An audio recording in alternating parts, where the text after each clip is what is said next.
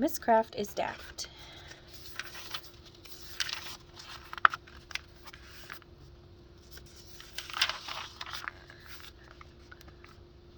All about snot. My name is AJ, and I hate snot. Isn't snot gross? Liquid gunk comes out of your nose. How could that not be gross?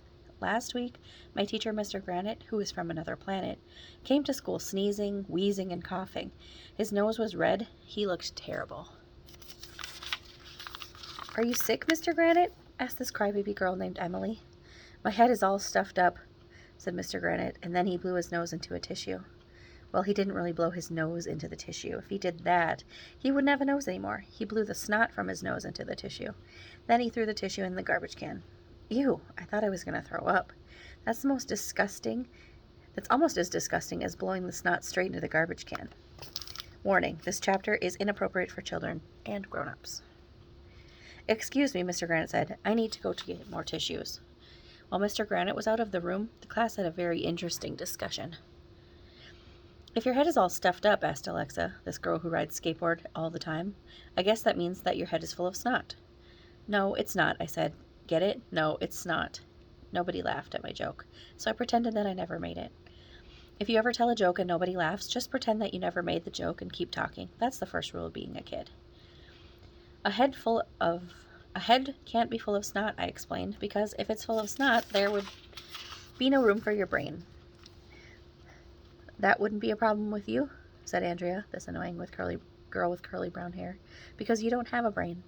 "Oh, snap," said Ryan, who will eat anything, even stuff that isn't food. "Your face doesn't have a brain," I told Andrea. I knew that didn't make any sense, but I couldn't think of anything else to say. "Maybe our heads are always making more snot," said Michael, who never ties his shoes. "Or maybe our brain takes up half of our head and the other half is made up of snot," said Neil, who we call the nude kid even though he wears clothes. "Maybe our brains turn into snot as we get older," I suggested. "So when we get really old, our heads are completely full of snot." We had to end this discussion because Mr. Granite came back into the class with a box of tissues. He was still sniffling as we pledged the allegiance and did the word of the day. "Let's get to work," said Mr. Granite. "Turn to page 23 in your math books."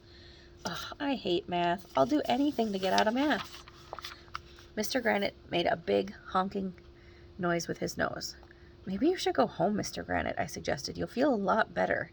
And we won't have to do math." "Nice try, AJ," he replied.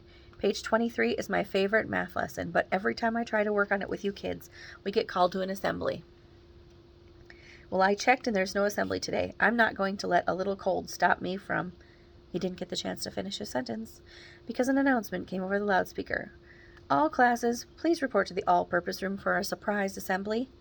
"Not again!" shouted Mr. Granite. He was so mad, I thought he might jump out the window.